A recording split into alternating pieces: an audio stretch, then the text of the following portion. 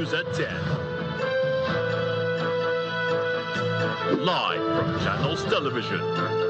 Reporting tonight. And Waudo.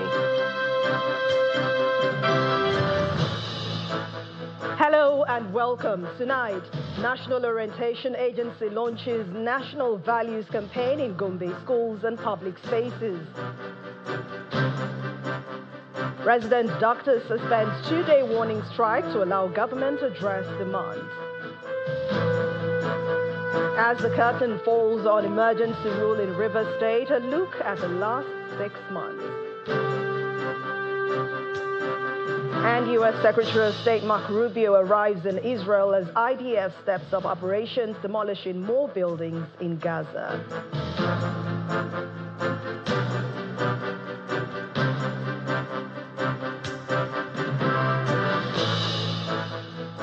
The National Orientation Agency, NOA, has extended its nationwide awareness drive to reinforce national values to classrooms, royal courts, and community spaces across Gombe State. Spearheading that effort, the Director of Special Duties and the Zonal Coordination Minister, Mr. David Akoji, began the tour at the palace of the Senior District Head in Kwame local government area in Malam City. The visit focuses on deepening understanding of key government policies. The special visit to His Royal Highness Aminu Haruna, Senior District Head of Kwame, is part of the federal government's blueprint to sensitize over 200 million Nigerians on key national issues. At the Palace Reception Hall, discussions led by David Akoji centers on student loan fund, flood preparedness, national security, and the Nigerian Identity Project. The agency is confident of building a new Nigeria. Now, I'm very happy about the way we're received by the Senior District Head of Kwame local government, and he has shown brilliant understanding of all of these issues and has assured us that they will carry the messages to the neighborhoods, so that the benefits that government is intending for citizens will get to citizens even in the grassroots. Our staff in Gombe State will do road shows, they will do schools visitation, they will go to places of worship, they will go to other traditional rulers' palaces, just as we have come to the Senior District Head of Kwame, and then they will appear on television programs and radio programs, So these are some of the strategies that we will adopt, in ensuring that this message gets to our target audience. Our ultimate aim is to ensure that through you, members of the media, you have large audience. Radio have large audience also. And this community efforts that we're making, that in Gombe State will be able to reach not less than 6 million Nigerians. For residents of Malam City, the meeting promoted inclusivity and awareness. We have the need of this intervention. It will go far a long way by even giving the opportunity for students, children who are feeling that their parents are not capable of sponsoring them in the school. That will go a long way of boosting the education system here in Kwame local government. This advocacy definitely is the advocacy. It's not ordinary advocacy, rather than meaningful and result-based advocacy. Many stakeholders now they are aware with the policy, and definitely I know they should be stepped down what they learn today to the grassroots. The awareness campaign is hinged on 5 thematic areas of federal policies: flood mitigation, security awareness, reorientation against malpractices by students, and the Nigerian Identity Project with respect for national symbols. And some cheery news for the Nigeria's health sector, as the Nigerian Association of Resident Doctors, NARD, has announced the suspension of its 5-day warning strike, which began on September the 12th. In a statement issued after the ordinary virtual meeting of its National Executive Council on September the 13th, the association resolved to grant the federal government a 2-week window to fulfill the demands outlined in its communique. And chief among these is the immediate commencement of the 2025 MRTF payments to members who are yet to receive theirs. Acknowledging the difficulties faced by Nigerians battling health challenges in the current harsh economic climate, NARD says that it chose to put patients first by suspending the strike. Meanwhile, the association has asked the Oyo State government to heed the 15-day ultimatum earlier issued by the Nigerian Medical Association, Oyo State branch, to address unresolved issues affecting doctors at Lautech Teaching Hospital in Obumosho. NARD is also appealing to other state governments to swiftly tackle the concerns of welfare of doctors and their employ, stressing that in line with the next resolution, members in state-owned tertiary hospitals remain empowered to continue their industrial action until concrete steps are taken by their respective governments. River State Administrator Vice Admiral Ibok Etta Ibas has officially set in motion transition activities in preparation for the state's return to democratic governance 6 months after President Bola Tinubu declared a state of emergency in River State. Speaking on Friday while receiving the report of the August 30 local government elections, Admiral Ibas announced that the mandate entrusted to him by the president has been successfully executed. Our special report takes a closer look at the past 6 months, chronicling key developments under the interim administration and how River State is gearing up for the restoration of civil rule. It has become inevitably compelling for me to invoke the provision of the Section 305 of the Constitution of the Federal Republic of Nigeria, 1999, as amended, to declare a state of emergency in River State with effect from today, 18th March, year 2025, and I so do. March 18, 2025 marks one of Nigeria's most contentious political interventions, when President Bola Tinubu declared a state of emergency in River State. The proclamation, followed by the ratification by the National Assembly, came with the suspension of the elected governor, Siminalayi Fubara, and members of the State Assembly, drawing wide criticisms across the country. When the issue of suspending the governor came up, I think people call on me, oh, President Jonathan, oh, President Obasanjo, you should say something. The key actors in Nigeria, from executive to the legislature, luckily Senator Binta and others are here, and the judiciary, they know the correct thing to do. But they are refusing to do it. They are pretending to sleep. And waking such a person is extremely difficult because the person knows the right thing. A clear abuse of offices, clear abuse of power, clear abuse of privileges. For President Tinubu and those who support the action, the emergency declaration was a necessary step to rescue River State from escalating political instability triggered by the inter-rivalry between former governor and now FCT Minister Nyesom Wike and his successor, Siminalayi Fubara.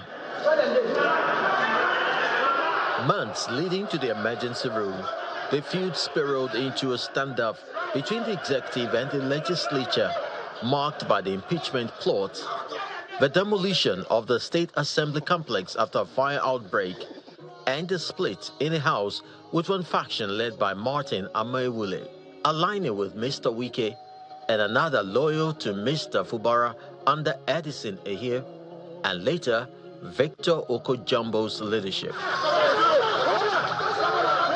The tension spilled into the street with frequent protests, climaxing in violent clashes during the struggle for the control of local government council secretariats in October 2024. To restore order, President Bola Tinubu appointed former Chief of Naval Staff, Vice Admiral Ibok Etta Ibas, retired, as the sole administrator of the state for an initial period of 6 months to restore peace and security. On assuming office, the sole administrator held consultative meetings and assessed key facilities. But while defending the revised 1.48 trillion naira budget in June, he recalled the harrowing experience of proposing the bill alleging that some officials withheld vital information. As the 6 months of emergency rule ends in few days, the administration credits itself for restoring order, implementing civil service reforms, reconstituting boards and management of agencies, and most importantly, restoring grassroots democracy through the August 30 local government election. With the successful conduct and subsequent swearing in of the local government chairman and their councils, I want to believe that we have achieved the mandate that we were given. And so that also prepares the way for us to return the state to those who were elected to govern. Despite this achievement, the administrator faces criticism from human rights lawyer over his appointment, poor waste management, and allegedly stolen landmark project initiated by the Fubara administration.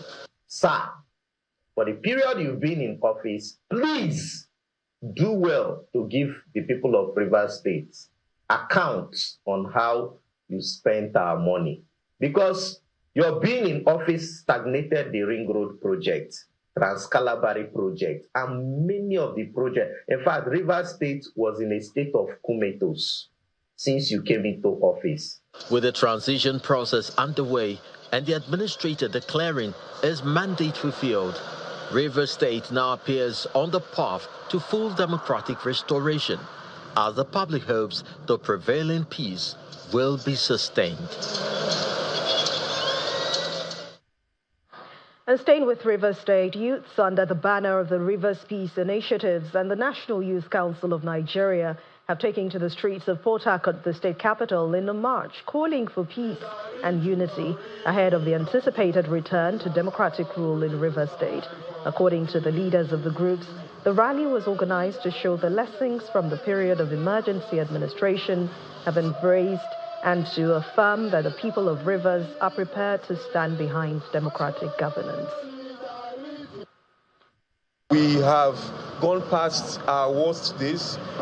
As you saw us coming, there was no trouble. It was all a chant, a clarion call for the peace that we are now enjoying to be sustained.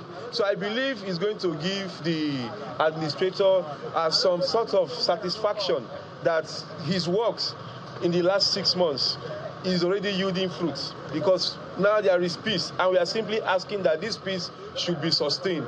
It should not be sabotaged by any interest group, by any person, for whatever reason.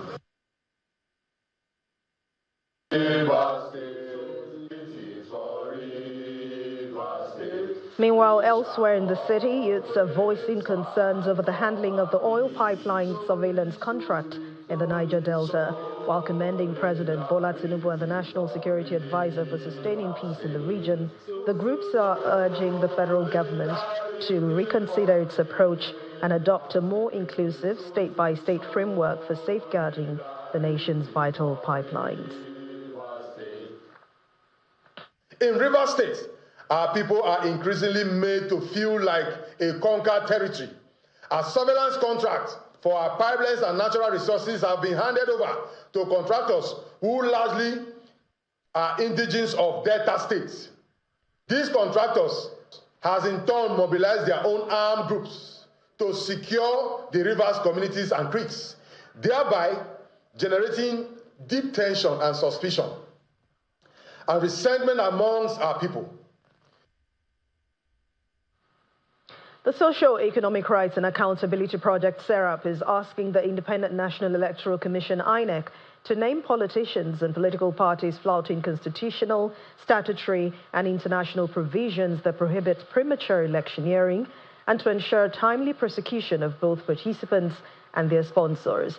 SERAP has emphasized that INEC's constitutional mandate includes sanctioning electoral offenses such as early campaigns, and warns that the Commission must not appear to be condoning political parties, candidates, or other actors engaging in activities outside the legally prescribed period.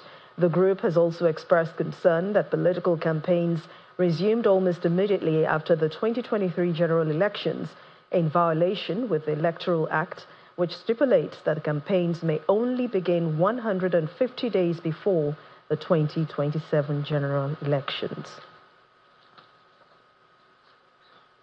In part two, after the break, the Church of Jesus Christ of Latter-day Saints donates over 400 wheelchairs to physically challenged persons in Akwa Ibom State. Please join us again.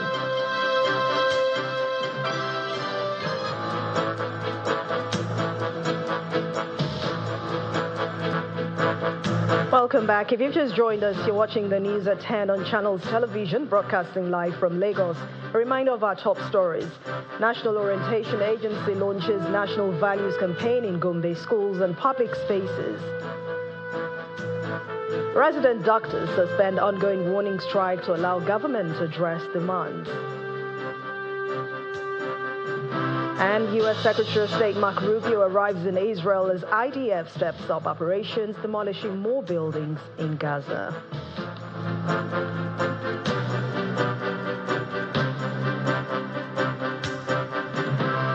Earlier in the week, the 2025 Intra-African Trade Fair, which was hosted by Algeria, closed its curtains, while Nigeria will now host the next edition. One of the primary objectives of the Intra-African Trade Fair is to boost intra-African trade significantly over the coming years. And this fair is actually being promoted by the African Export-Import Bank, the African Union Commission, and the Secretariat of the African Continental Free Trade Area. So tonight, Babajide Ogunsowo, who is the founder of Leadership by Data and Channels Television's chief data analyst, is here to share the latest facts and the vital insight about Nigeria's trade relationship with the rest of Africa. Thank you very much, Babajide, for joining us on the News at 10. Good evening, Anne. Good evening. And the 2025 edition of the Intra-African Trade Fair has ended, as we know, and Nigeria will be hosting the next edition of that trade fair. So far in 2025, how much trade has Nigeria done globally? There are several ways we could really put how much trade Nigeria has done globally, but there are three ways I want to put it so that we have a clear understanding of what's going on. The first is this week as well, even though we saw the Intra-African Trade Fair come to a close, the National Bureau of Statistics also released Nigeria's latest trade data. What did they say? First half of this year, and Nigeria's total trade January to June, 75 trillion naira.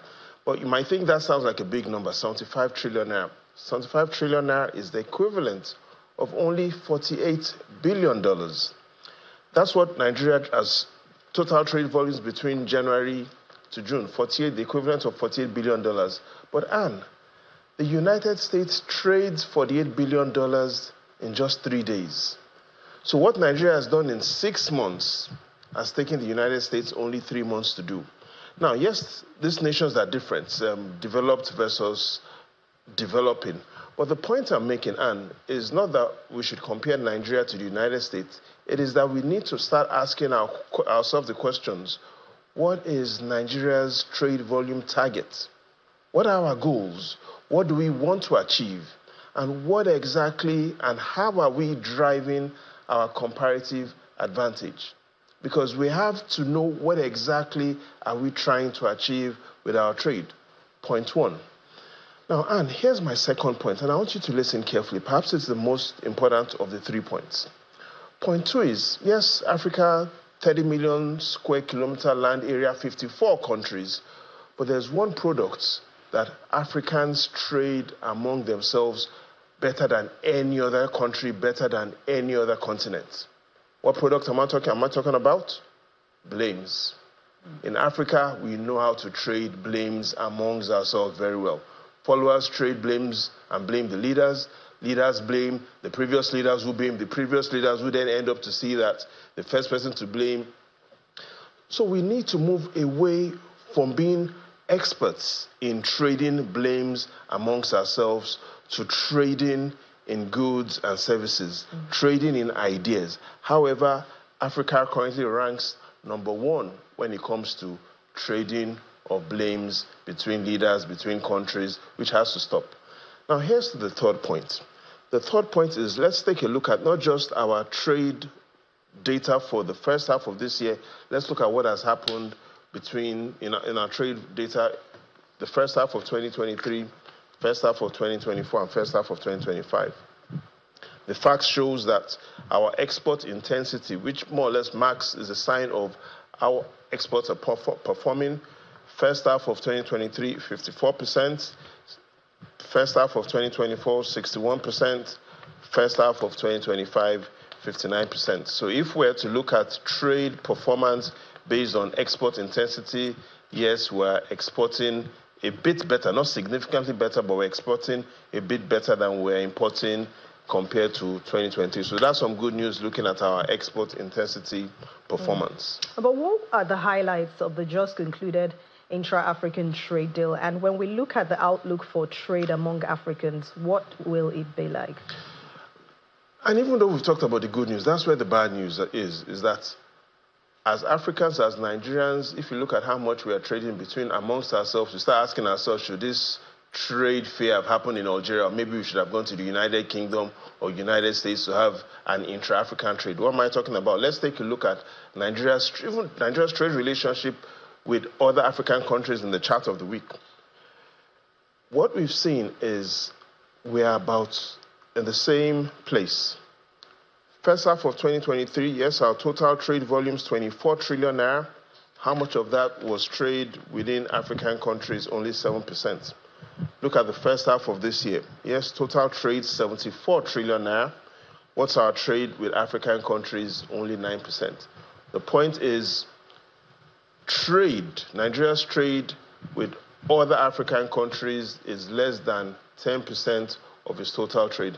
And if we keep going at this slow, at this snail speed, before Nigeria gets to 50% of its trade volumes with even other African countries, we're talking about 2065. So clearly, Nigeria's trade relative to being an African giant is significantly lacking behind. But quickly, Babajide, how can we Africans reduce trade barriers among different African countries? And what is the future of made in Africa goods?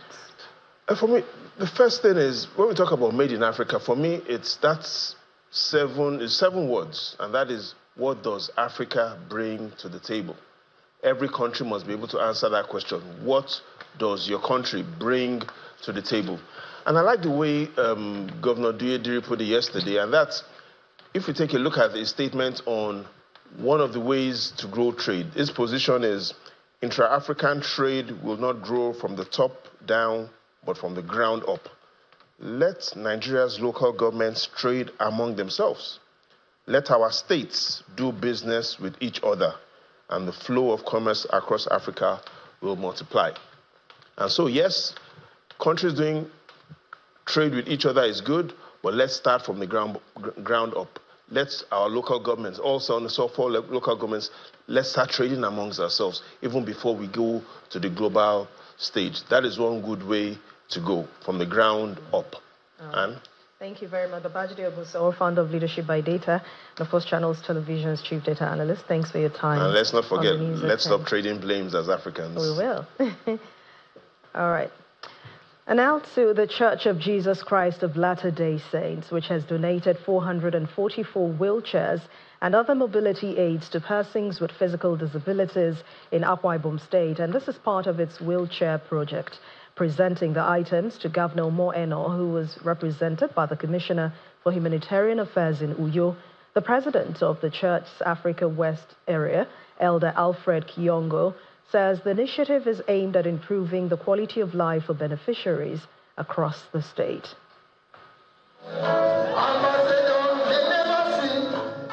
The atmosphere here at the Women Development Center in Uyo, the Akwa Ibom State capital, is electrifying, as people living with disabilities from all parts of the state are gathered to witness the donation of wheelchairs and other mobility aids to them by the Church of Jesus Christ of Latter-day Saints.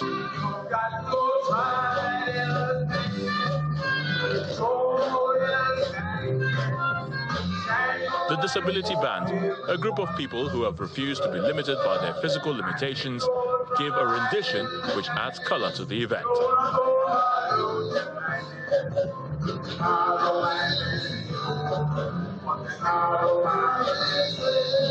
Founded in 1830, the Church of Jesus Christ of Latter-day Saints is known for its numerous contributions to the well-being of the less privileged and vulnerable members of society. A total of 444 mobility aids, made up of 263 wheelchairs and 181 other walking aids, are being donated by the church, a project funded by the church members themselves. President of Africa West Area of the church, Elder Alfred Kiongo, gives reasons for the gesture. Members of the Church of Jesus Christ of Latter-day Saints believe that serving others is a sacred duty and a direct expression of discipleship. As the President Nelson, our beloved prophet, taught, quote, as his disciples, we have to reach out to others and help them experience the joy that comes from following him, end quote. So humanitarian service is not just a charitable act. It is a spiritual calling to emulate the Savior's love and the Savior's compassion. Governor Mo Eno, represented by the Akwa Ibom Commissioner for Humanitarian Affairs, thanked the church for the donation. This singular act of compassion demonstrates clearly that the church does not only preach love, charity, and service to humanity. It truly practices what it preaches.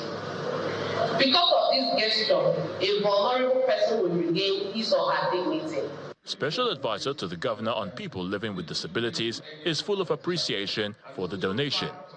We thank you so sincerely because our mother there always says that humanitarian work is not only for one person, but it's collectively.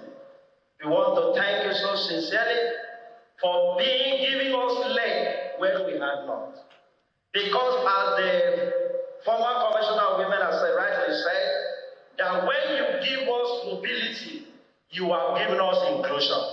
When you give us mobility, you are enabler of productivity. When you give us mobility aid, therefore you have boosted our morale.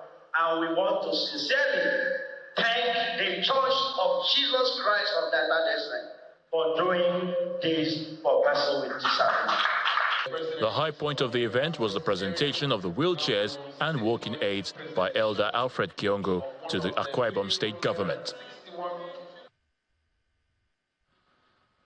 Still ahead on the news at 10,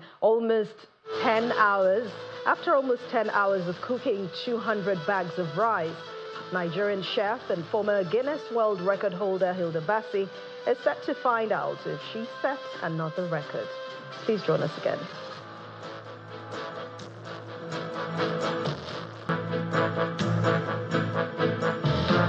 Welcome back. 2 years after making global headlines with her record-breaking cooking marathon, Nigerian chef and former world record holder Hilda Bassi once again lit up Lagos, the nation's commercial capital, as she embarked on a fresh Guinness World Record attempt. But this time, Bassi rallied thousands of excited supporters in a vibrant, fun-filled atmosphere as she set her sights on creating a brand new category, the largest pot of jollof rice.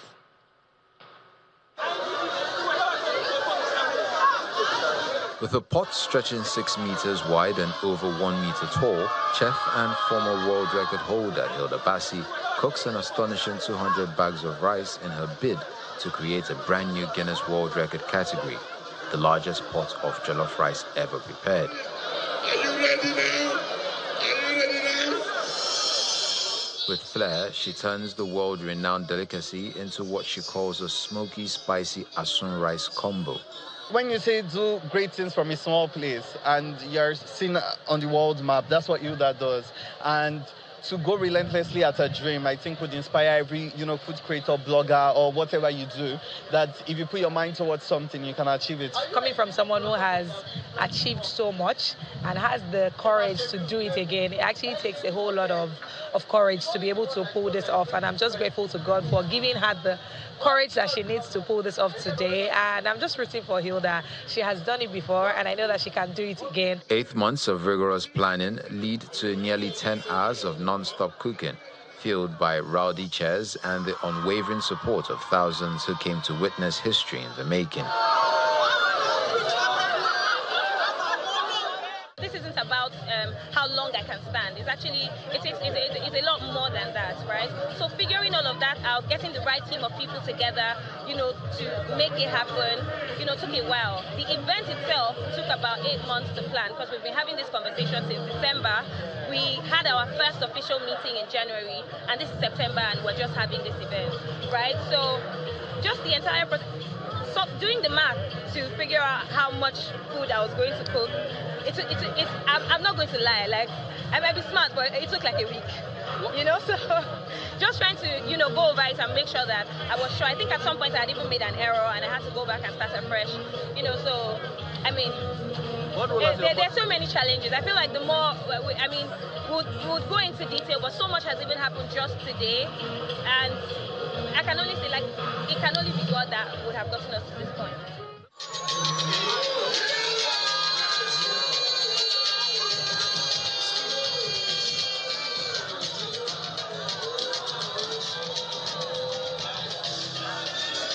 As the pot comes off the fire, the record-breaking jollof rice is shared generously among supporters who had kept vigil all through the night.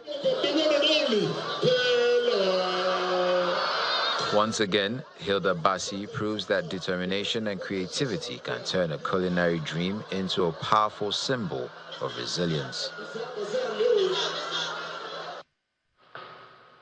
And to other stories now, Governor Obasani of Kaduna State has reaffirmed his administration's commitment to ensuring that no part of the state is left behind in its rural and urban transformation agenda, stressing the rural infrastructure development remains central to driving economic growth and promoting equality.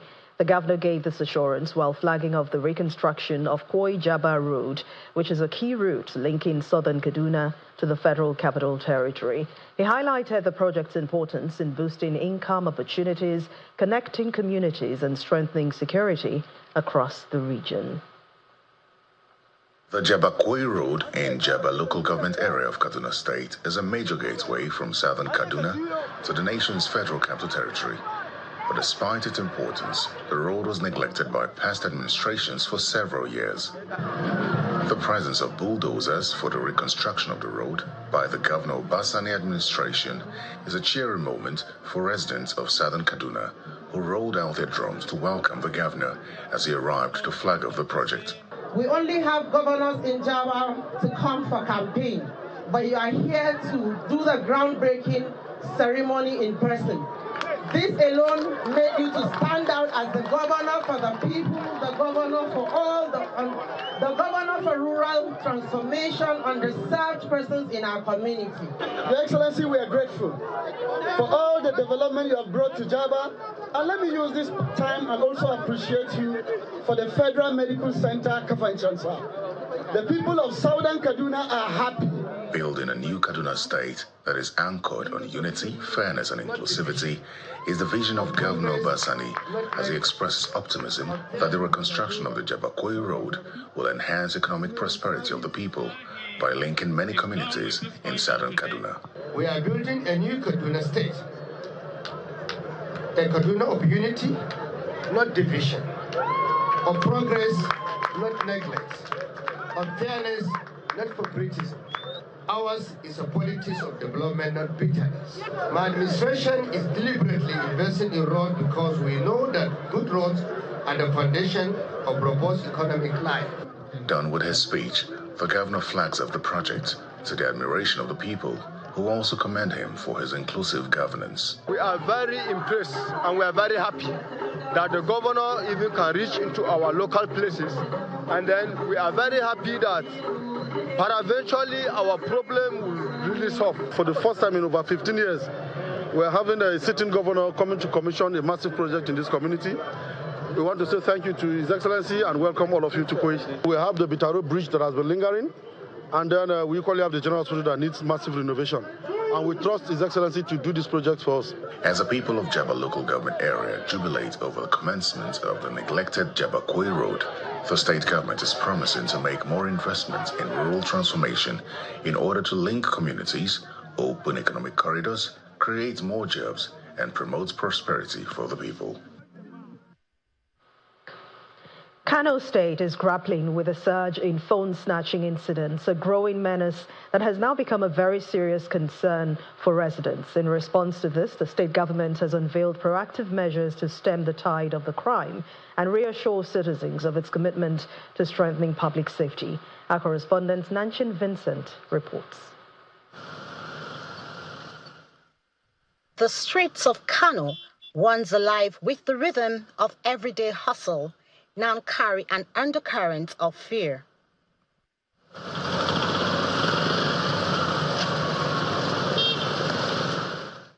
At bus stops, in traffic, even during a quick stroll to the Kano shop, a single thought lingers on the minds of residents. Who's watching my phone? According to the Kano State Command of the Nigerian Police, over 300 suspects were arrested for phone snatching in the first half of this year. Some of the victims narrate their ordeal. The first one, I give my boy to use it to draw a picture because that's what we use to draw our artwork that I'm doing. Then I give him, I say, let me go and buy something from a market sharply. Before I come back, they have already collected the phone from me. And I ask him, where is the phone? He can't even explain. I attended a wedding fatia, and I think it was a pickpocket. Somebody actually took my phone or stole my phone, and the experience was bitter, to be honest. I was actually more concerned about the SIM card. The situation is considered a major threat to the security of the ancient city. We have established 29 community bylaws. Community bylaws, they are more related to phone snatching, drug abuse, child abuse, and other related social problems.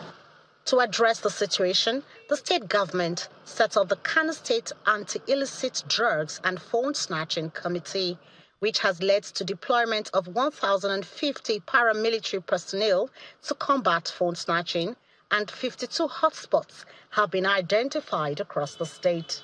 It has been long, almost for so many days, we did not get any report of single mobile phone robbery, because the members of the community are now responding. Whenever they see such crimes being committed, they used to immediately alert or inform the police and will effect arrest. And also, in so many instances, they used to intercept and arrest this youth for us. Recently, we have some Togri that keep their arms to join the amnesty. We call it amnesty program, where we have a Togri that repents, because sometimes I do say they should stop calling them the repentant talks. They should say disengage. That disengage from phone snatching and other abuses. Despite these efforts, the problem persists, driven by socio-economic challenges such as unemployment, drug abuse, and lack of access to quality education. As fear grips residents, the call for collective strategic action from government, community leaders, parents, security agencies, and civil society has never been more urgent. From Kano Commercial City, Nanchin Vincent, Channels Television News. The National Drug Law Enforcement Agency, NDLEA, has announced the arrest of an Indian businessman, Gupta Ravi Kumar, alongside 3 Nigerian accomplices, Ogunlano Noah Olarewaju, Olushola Idris Kayode, and Bakari Korede Mohib, following the seizure of over 2.2 million tramadol pills. And according to a statement by the agency's Director of Media and Advocacy, Femi Babafemi, the suspects were nabbed at Murtala Mohammed International Airport, Lagos. The consignment, valued at 3.99 billion naira on the street, had been imported from Delhi in India, disguised as multivitamins in 114 cartons, and arrived aboard an Ethiopian Airlines flight on Monday, September the 8th, 2025. Mr. Babafemi explains that NDLEA operatives had placed the cargo under surveillance before intercepting a clearing agent and 2 truck drivers attempting to move it out of the airport on Thursday, September the 11th. A follow-up operation the next day led to the arrest of Mr. Kumar, who was caught while trying to take delivery of the shipment. In a separate operation at the airport's Terminal 2 on Sunday, September the 7th, NDLEA officers intercepted a passenger, Onye Ganochi Stanley Ifani, on a Qatar Airways flight to Doha with 900 grams of cannabis concealed in crayfish.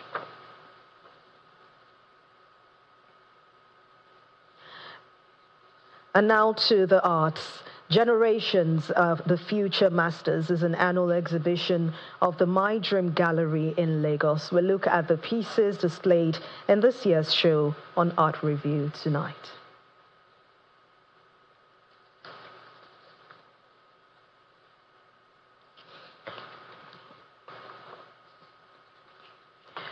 And to other stories now, Chemical and Allied Products PLC has marked the 5th anniversary of its Painters Training Academy, which is an initiative that has already equipped more than 5,000 painters with professional skills worldwide. To celebrate the milestone, the company unveiled new partnerships and announced an ambitious plan to train an additional 15,000 painters over the next 2 years, further strengthening its commitment to capacity building in the industry. It's the 5th anniversary of the CAP Painters Training Academy, an initiative designed to empower painters with not just skills and product knowledge, but also the business acumen to help them grow as confident professionals and entrepreneurs. This celebration is to look back at the Academy's impact on the decorative paints industry, as well as to unveil the next step to meet the needs of today's workforce. Our goal here is that by 2027, we would have trained and reached at least 15,000 painters in Nigeria and outside Nigeria. We want to now develop the capability of our painters in other areas. So how about helping them to set up their business? How about helping them to show up better in the marketplace? As simple as structuring a quotation, writing up a proposal, pricing appropriately, marketing their services. Since inception, more than 5,000 painters have been trained across the country through the Academy. And now, with a new partnership with the National Business and Technical Examinations Board, NABTEB, the graduates will enjoy double certification. This means that from today onward, every graduate of this academy will not only receive CAP certificate, but we also earn the NABTEB NABTEB modular trades certificates in painting and decoration, a certificate that is nationally and internationally recognized. Yes, please. Other highlights of the anniversary include recognition awards for the top purchasing painters and the announcement of winners of the Business Growth Grant. Attending CAP, it has really changed a lot of mentality that I have as a painter. That's number one. And also winning these grants, it's going to help me scale up and also step up as a painter, getting more tools to use and also meeting up with deadlines for clients. In the last 5 years, we've trained over 5,000 painters spanning over 17 states. And you can imagine, just looking at us as a paint manufacturing and distribution company, but we've taken a step above that to ensure that we are training well, skilling, and we're transforming the lives of painters. And it's been absolutely amazing to see the transformative effects. The CAP Painters Training Academy is an initiative of Chemical and Allied Products PLC, one of Nigeria's largest paint manufacturers and distributors with over 65 years of experience in the paints and coatings industry. With the current mission to train over 15,000 painters over the next 2 years, the Academy is setting its sights on creating even more skilled professionals. Let's now bring you details on Art Review tonight with the annual exhibition at the My Dream Gallery in Lagos.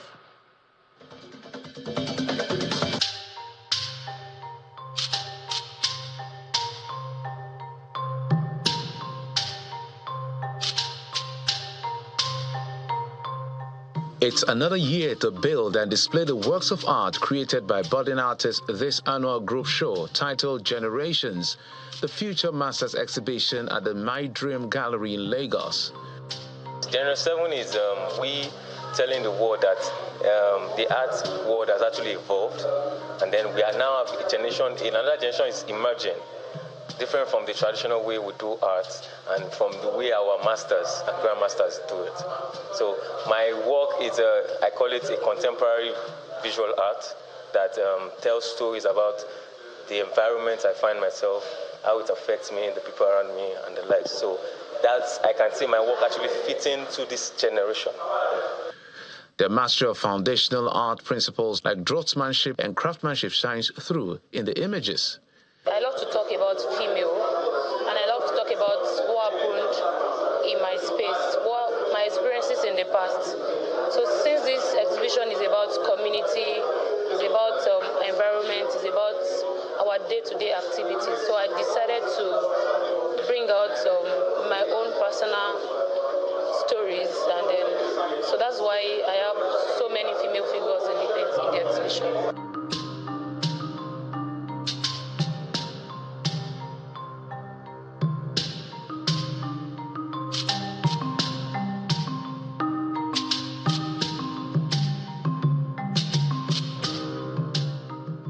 The initiative, conceived by contemporary artist Abiodun Olako, has been gaining popularity over time as the idea is to promote and revive sound art practices based on observation, creativity, and skill. Apart from masters that taught me how and what future wants. So, and the title of this exhibition is Future Masters, which is Generation 7. So, I've learned, and I have the knowledge of what I want in the future, and what future is expecting from me.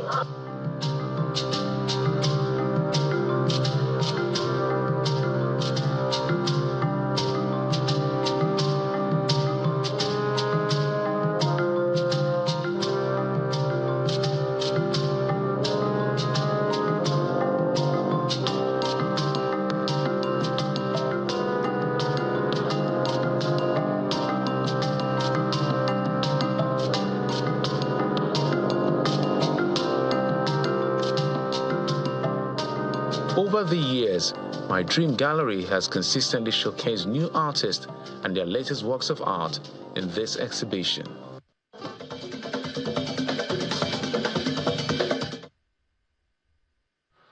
And in the world of sports, 9-time Nigeria Premier Football League champions Enyimba International have moved top of the league with 2-0 away win against Bayelsa United in Yenagoa in a matchday 4 clash played earlier today.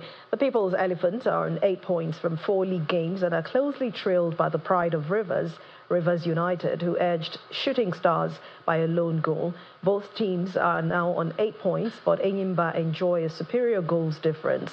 Plateau United have finally picked their first win of the season with a surprise 2-0 victory against defending champions Remo Stars in Jos. Ken Khalifat beat El Kanemi Warriors 3-1, and Kano Pillars, Abia Warriors and Nasarawa United all enjoyed 1-0 home wins against visiting teams in match day 4 ties. Erling Haaland struck twice as Manchester City inflicted another damaging defeat on Manchester United boss Ruben Amorim with a comprehensive 3-0 win in a Super Sunday Manchester derby. Phil Foden opened the scoring before Haaland took centre stage with a second-half double, either side of an incredible miss from Norwegian, as City bounced back from the 2 consecutive Premier League defeats. United went into a derby ahead of the City in the table for the first time in 5 years. And earlier, Mohamed Salah also scored a stoppage-time penalty against Burnley as Liverpool maintained their perfect record to return to the top of the Premier League. Oblique Survey has already won Jamaica's first World Athletics Championship 100-meter title in 10 years after outpacing Kishan Thompson and Nora Lales from gold in Tokyo earlier today. Survey also timed a personal best of 9.77 seconds for the victory, with Thompson taking silver at 9.82 seconds, while defending champion Lales also claimed bronze with a time of 9.89 seconds. Konyisola Ajayi, who became the first Nigerian to compete in the finals of the 100 meters at the Worlds in 18 years, also finished sixth in the race, running 10 seconds after clocking 9.93 seconds in heat 2 of the semi-final. Thompson's in the driving seat here, but watch Seville on the near side. It's ever so close. Seville from Thompson. Lyles. And away from sports, U.S. Secretary of State Marco Rubio has arrived in Israel to discuss war in Gaza following Israel's attack on Hamas members in Qatar, which has now drawn international condemnation. But before his departure, Mr. Rubio said that U.S. President Donald Trump was unhappy with Israeli strike on the key U.S. ally, but stressed that the U.S.-Israeli relationship remains very strong. He reiterated that there is now a need to move forward and figure out what comes next. His visit is coming as Israeli forces continue to destroy residential buildings in Gaza City, forcing thousands to flee ahead of an expected ground offensive to seize the city. In his remarks at Joint Base Andrews, Rubio explains that Mr. Trump's priority remains to return all hostages and an end to the war. Hamas members had been in Doha to discuss the latest U.S. proposals for the ceasefire in Gaza when Israel launched its strikes.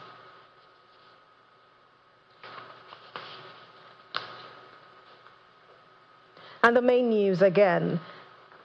The National Orientation Agency has launched its National Values Campaign in Gombe schools and public spaces. And the Nigerian Association of Resident Doctors has suspended its warning strike to allow government address demands.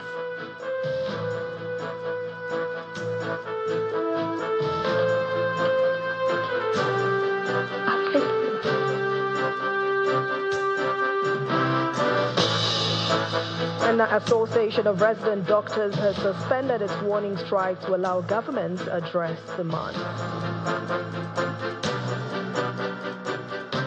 That's the news at 10 tonight. Thank you so much for watching. I'm Anne Nwawade. Good night and have a fruitful week ahead.